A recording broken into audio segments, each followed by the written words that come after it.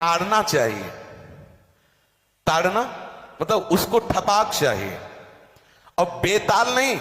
शास्त्र सिद्धांत के अनुसार, संगीत शास्त्र के अनुसार तभी वो राग प्रकट कर पाएगा, तभी वो बजेगा।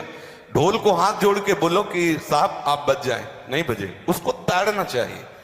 अब ताड़ना शब्द चारों में एक जैसा नहीं लगेगा, शब्द एक ही है ताड़ना, लेकिन ताड़ना के अर्थ अलग अलग हैं। जैसे कनक है, एक ही शब्द है कनक, लेकिन कनक कनक ते 100 गुनी मादकता अधिकाए, वा खाए बोराए जग या पाए बोराए। बोले कनक ही शब्द है। जैसे ताड़ना शब्द का हम प्रयोग केवल वही समझे कि ताड़ना देना ही नहीं, उसका अर्थ अलग अलग है। जैसे कनक शब्द है, कनक को सोना भी कहते हैं और कनक को धतूरा भी कहते हैं। कनक को धतूरा भी कहते हैं। एक कनक है जिसके खाने से बावरा हो जाएगा, और एक कनक है जिसके पाने से बावरा हो जाएगा। कनक शब्द एक ही है, लेकिन दोनों का अर्थ अलग अलग हो गया। ऐसे ही ढोल में ताड़न का तात्पर्य है उसको पीटना, लेकिन वो शास्त्रीय संगीत के आधार पर उसको ताल देना।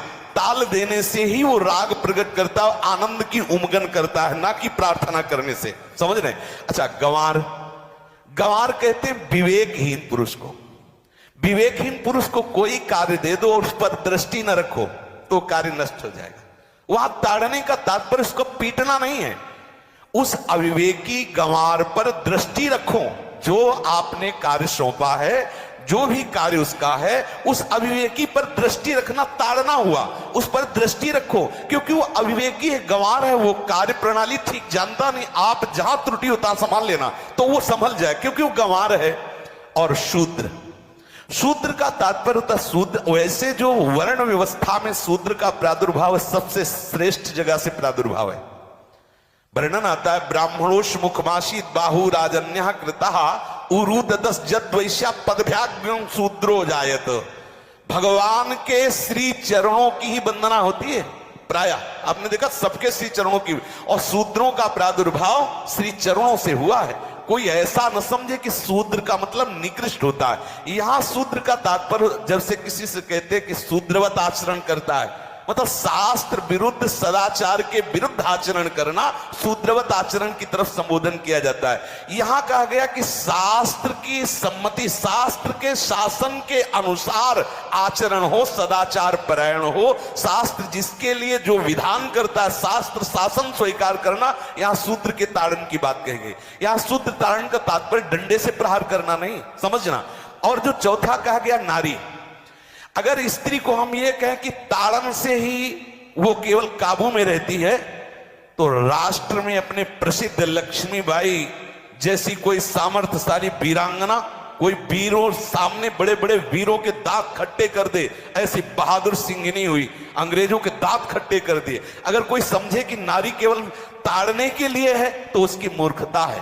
पुरुष और नारी का समान प्रादुर्भाव हुआ है।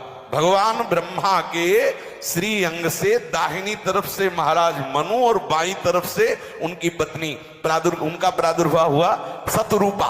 शतरूपा, अब आप बोलो एक ही शक्ति के दो भाग हो गए, एक पुरुष रूप धारण कर लिया, एक नारी रूप धारण कर लिया।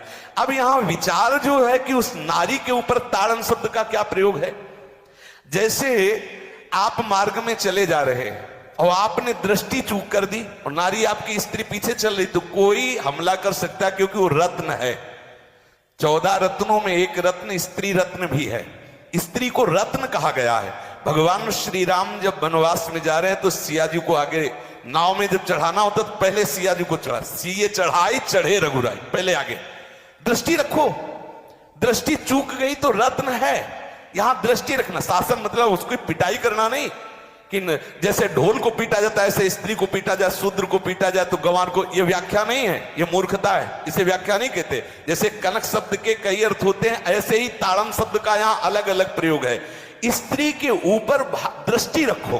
किस भाव की दृष्टि रखे? क्योंकि वो हमारे यहाँ रत्न की तरह है। कहीं कोई ऐसा ना हो कि कुदृष्टि वाला कोई उस पर हमला कर दे।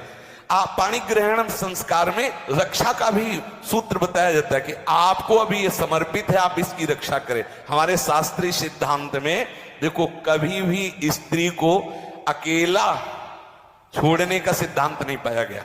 अगर शास्त्रीय सिद्धांत, बच्ची है तो माता पिता के शासन, थोड़ी बड़ी हुई तो भाई आदि के बीच में, और बड़ी हुई तो पति के, और बड़ी हुई तो पुत्रों के, मतलब एक सानिध्य का एक दृष्टि रखी गई है कि यदि आप अपनी दृष्टि में रखेंगे तो उसका अमंगल नहीं होगा, उसका हित नहीं होगा।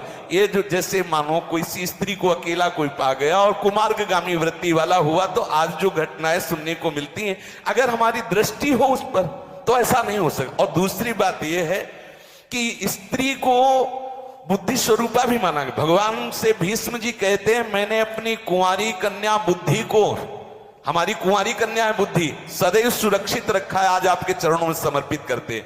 तो शास्त्र शासन के द्वारा बुद्धि को सदैव अपने अधीन रखो, कहीं बुद्धि कुमार्गामी ना हो जाए। यहां स्त्री के ताड़न का केवल एक सूत्र है कि आप उस पर दृष्टि बनाए रखें, कहीं स्त्री रत्न कहीं अपवित्र ना हो जाए, कहीं दूसरे का किसी तरह से कुमार्गामी लोगों का ऐसा कोई बर्ताव ना हो जाए, इसलिए सावधान। वहां उसको पीटने का शब्द नहीं है कि ढोल गवार शूद्र परशुनारी सकल ताड़ना के अधिकारी। ताड़ना का तात्पर्य वहां पीटना नहीं तो विद्वता में देखो तो एक से एक, साधुता में देखो तो एक से एक, वीरांगना देखो एक से एक, ऐसा नहीं कह सकते, क्योंकि जो सामर्थ्य पुरुष में वही सामर्थ्य भगवान ने स्त्री में भी दी, क्योंकि भगवान के ही दो रूप हैं, एक स्त्री और एक पुरुष, समझ रहे ना।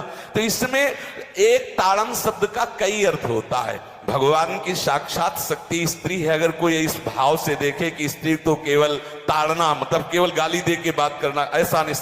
जिस घर में स्त्री का अपमान होता है उस घर का नाश हो जाता है, निश्चित हो जाता है।